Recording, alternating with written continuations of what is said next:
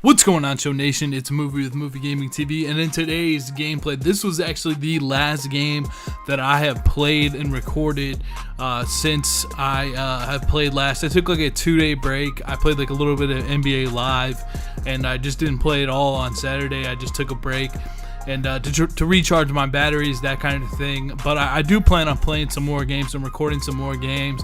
I got a pack opening that I'm going to record and drop after this video. And also, if you guys didn't see, I recorded a video where my opponent had 99 Bagwell, 99 Harper, and 99 Yount. So be sure to check that video out if you haven't already. So let's get right into this gameplay here.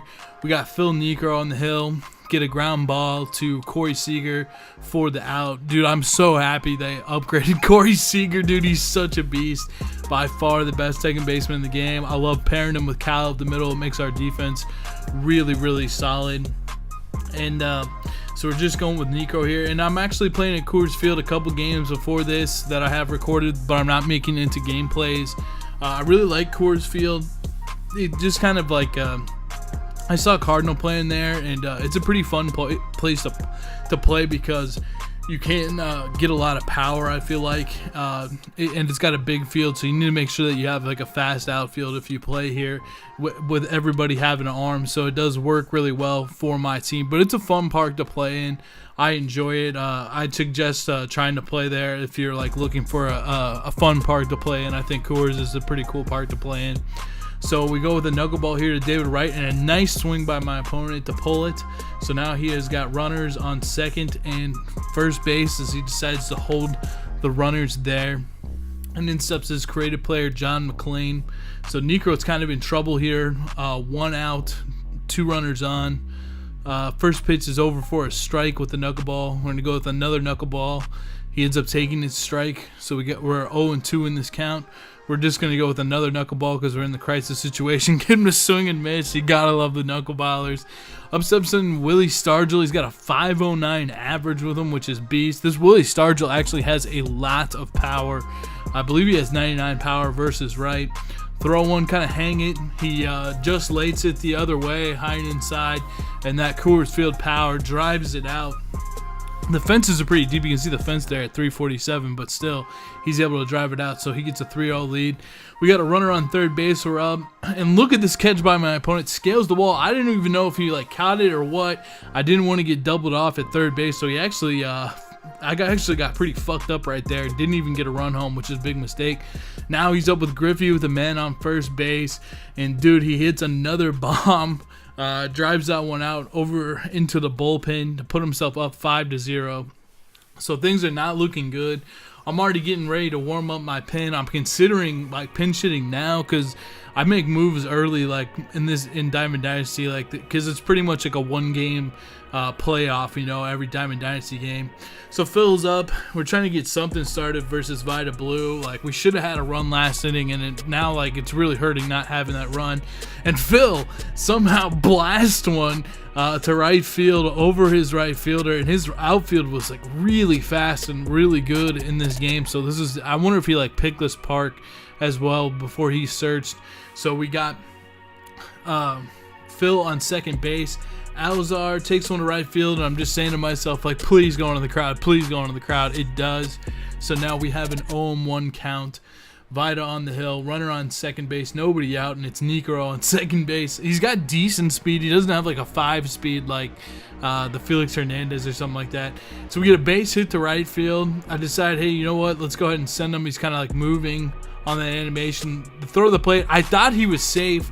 He was out there, but we ended up getting to third base with Alazar. But that's the second run of the game that we have pretty much thrown away. Like we could have tagged up, and then he was out at home by like a step or even like an inch, if you want to give it that. So we got a runner on third base here. Mike Trout is up, and Mike Trout back in the lineup, like I said, for David Wright. He's got like 99 power versus right.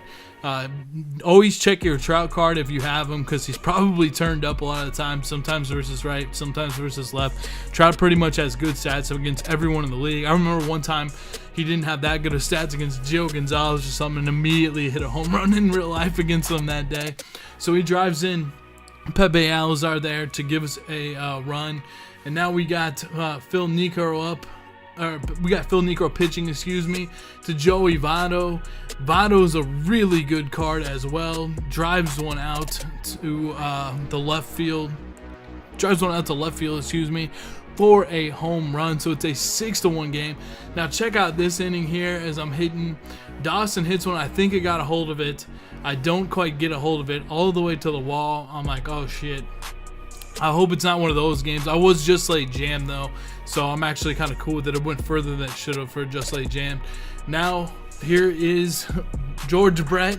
Next up, hits it all the way to the, I guess it's not like all the way to the wall, but I still felt like I hit that pretty good. But my PCI was a little bit off, so I guess I definitely didn't deserve a home run there, but still, man. And then here's Cal Ripken all the way to the wall again. I'm just thinking like, ah, shit, man. I hope it's not one of these games. Like, I've got a couple wins since that MJ Cool game that with the 99 Harper, the 99 Bagwell and all that. I've got a couple wins, and like this is pretty much gonna be like my last game. Like I really need this game to like get to like the first page. So I'm stressing. And we're down 6-1. It's not looking good. My opponent is beasting. Phil in the 5th here, going up against Griffey, get some weak contact. Just a little fly out to left field, opposite field. And so Phil does get an out there, which is nice. He's still trying to get something done in the 5th. I've left him in. He got that big double, but otherwise he hasn't been that effective this game. And I just think it wasn't Phil as much as my opponent just absolutely beasted this game offensively to hit Phil like that. He was getting some bullshit hits in my opinion, but still it's Phil, dude. So you gotta, and like, I don't know, it is what it is, you know what I mean? Like, I gotta give him credit for getting the 6 runs. But Phil finally has a quick inning there, a 1-2-3 to get us out of it. So now we're in the 6th. Vita Blue on the hill, still for my opponent. Trout up at the plate, throws a 2-seam fastball low. We foul it off. 0-1, nobody out. Here comes a pitch from Vita down the middle, just looking for a hole. Hit the right field, or hit the hole between the second baseman and the first baseman for a base hit from Mike Trout. Video movie is up next. He was doing that a lot. I don't really know why he was doing that a lot. We end up hitting into what should be a double play here, but he just can't quite turn it. So we got a runner on first base. But he was doing that a lot. Like I don't know if he was like checking like to see like what everyone's power and contact were, but he was doing that a lot. It was kind of frustrating me, but like what I do when people like, if they bunt dance or if they do something a little wacky, I don't like do it back. I just ignore it and just try to focus on my game, because if you get caught up in one of those like little games, like you're not going to be focusing on the game and on the task at hand. So it's like real important to stay mentally tough when that kind of stuff is going on. We still second there, got a change up to steal on, so that's a good pitch to steal on. High and inside there, take that with Griffey. So we got a 3-1 count, 1 out. Foul off a curveball there, so now it's 3-2 with 1 out.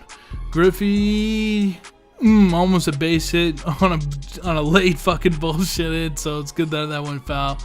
But we ended up taking a walk there on the curveball. Good takes. Now we got first and second. And you know me, I love to run. I love speed. It's very important. That's what's so good about having 5-2 players, is you can keep yourself out of double plays. We run the double steal there. He really smartly, in a way, throws down to second to try to get Griffey, but Griffey has like that sneaky 80 speed. And Dawson gets a base hit to left field. So we get 2 more runs here. We end up just holding Dawson at first base so that we don't run into any bullshit. But that's all the runs that we got in that inning. So now we get a 6-3 game. We're up here in the bottom of the 7th. Started off with a base hit with Corey Seager to left field. Dude, Corey Seager is the freaking man, dude. Like I said, dude, I'm so glad he's turned up. This is actually before he got his upgrade, this gameplay, and I'm still trying to battle here. I ended up bringing in Andrew Miller and taking out Niekro. I think I pinch hit for Niekro with somebody or something like that. I think I pinch hit with him for like Candy Ramirez. But I'm still trying to battle. I got that Goldie that I was telling you guys about in the other gameplay with MJ Cool. Like, I really like that Goldie as a defensive replacement, especially when he has, and it actually, as I'm about to play today, he has the reverse splits where he's better against right-handed pitching. I think he's still a really nice first baseman when he's turned up. Got great speed, got a breaking ball hitter quirk, like excellent fielder. People groove pitches to him. I feel like at this level too, like they don't like respect him enough. So I like the live series Goldie. We pinch hit Banks here. We get a base hit. I decided to hold him after some of the bullshit we've had at the plate, and of course, he doesn't catch it well. But hey, what are you gonna do? You know what I mean? Like I'd rather just make sure that he's on. So we got a 6-3 ball game here. Runners at first and third, nobody out. The pitch from Vida, and I was saying to myself, like when I was playing this game, I was like, "You better be careful, bro. You better be careful, because like one of these hits, man, I'm gonna tie this shit up." Throws another one here, and that one looks like it would have gone for a home run too, but I was too late with my swing. So we got an 0-2 count on Alazar. And we end up kind of pretty much popping it up here. That's a pitch I'm really trying to work on laying off, is that up top pitch. We're not going to run there. Actually, what the hell? I did run there? Oh my god. I forgot about this play. This is like the luckiest play ever. Somehow we're saved at third. I remember thinking I was for sure out at third, and then I looked and I was like, holy shit. We're actually safe at third. So that was like the luckiest play ever. Huge play. I don't even know why I sent him. I think I was trying to, I know what I was trying to do is I was trying to tag up Ernie to go to second base, and I accidentally hit L1 instead of just sending Ernie. But somehow by like a miracle, he's safe at third base. So super lucky, super unlucky for my opponent. Got runners on second and third, 1 out, 2-1 count to the Trout. He throws an absolute dot of a curveball. I do not want to try to hit that pitch. Now he throws one right up the middle, and so we take it right back up the middle. My favorite spot if you're a young player out there, college player, you know, hit it right back up the middle. There's always that nice hole right up the middle, like hit it past the umpire, hit it past the pitcher, get the base hit there. So now it's 6-5. We're still battling here. We end up bringing in Betances because we want to face David Wright with a right-handed pitcher. I'm really glad that I was able to like kind of keep my composure and just keep fighting here, just bringing in, you know, relievers. I was just saying out loud when that happened, like, please hit off the wall, please hit off the wall. Just stay and play. Don't give him a free run. You know, like, that's all I wanted there. Still got Betances. He's got his creative player up. A terrible pitch. Like, it was an awful pitch. Probably caught him off guard. Sometimes you can catch him off guard because the pitch is too good. And for him to, you know, it's like such a juicy pitch that catches you off guard, especially if you're, like, looking for a ball. And we luckily get him to pop out there. Start warming up Kenley Jansen, and we're still gonna play the math. You know, always play the math and match up. So we end up bringing in Aroldis Chapman here to face Stargell, especially since he's like, I saw he was like 500, you know, batting average with him, and I wanted to definitely go left on left because he doesn't have reverse splits or anything like that. So we get him on a couple sliders. Sometimes you have to like almost look for the fastball with the Aroldis. We get him to pop out again. So Aroldis' off speed can be really, really effective. And we get him to pop out there. So Wright's on second still, but we got 2 men down. He has Victor Martinez up, and like this is just the level of focus I have right now because I'm like really trying to get this win, man. So what we're gonna do here is we're gonna look at the bullpen for a second, and I decide, you know what, dude, I'm not gonna like Victor Martinez is much better against left-handed pitching, so we're not gonna give him the opportunity. I checked out pretty much who was up next, and it was Votto, so we intentionally walk him, and now he's gonna bring in Edgar Martinez. I decide, you know what, I'm just not gonna keep swapping. I'm gonna keep Aroldis in here and throw off speed, throw a changeup there. That caught a lot of the zone, but if you're sitting fastball, it's hard to hit. A really good take there on that slider. And now we have a 1-1 count, 2 outs. Throw the slider again. He ends up check swinging, so now we have a 2-1 count, I believe. And I think we do go with a high and inside fastball here. And it was just high. It was higher than I wanted it to be, but that was perfect because we got him to pop out, which was really nice. So I was really happy about that. Now we're in the top of the 9th. He's got Cal up. I'm gonna go instantly. Pretty much, I'm gonna warm up Felipe Rivero so we have a left in case I want to match up left. But we're gonna go to Kenley Jansen. Like we're going through the whole pen. We're playing the math still. 6-5 game. And now that I look back, I mean we are definitely more in this game than I thought. You know, like it felt like I was down 6-1 for like a long time because we were like down in the game. So he decides to keep invited here. I'm not really sure why. I don't know. I felt like he had enough time to sub out if he wanted to, but he ends up swinging at the first pitch and grounding out there. So that was a big out, honestly, because it's so much harder to come back from a 2-1 lead.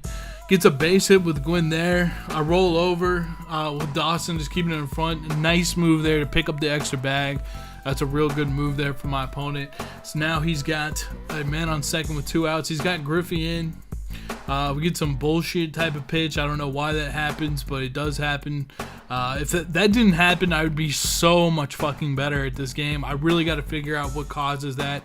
I really think it's like Bluetooth interference with my controller that it happens. Go with a sinker there. I'm just lucky he was late on that and didn't put that in play, because that was a pretty good pitch to hit. Honestly, like drive up the middle for a base hit. So now I'm going to go outside the zone, at least try to 1-on-1. Hit the line, hit the hoop. Good spot. I love throwing that sinker inside. If I can hit that spot in there, it's tough to hit.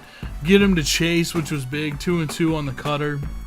Now we're going way outside the zone on the slider. Of course, it's another bullshit lag type of pitch. I don't know why it happens, but I'm telling you, man, if that didn't happen, I would be so much better. We all would. You know what I'm saying? Let me know down in the comments below if that ever happens to you. I can't stand when that happens, man. That actually really frustrates me, because if I play bad and they hit like bombs off me, like I'm cool with that. I can understand that. But when the game just fucks up, that's when I get frustrated, because then I feel like it's not my fault. But we did get them to pop out there, so we're going to the bottom of the ninth. This is our last chance to try to get the win here. Corey Seager's up. Decided to go to look at the bench and decide what our next move is going to be.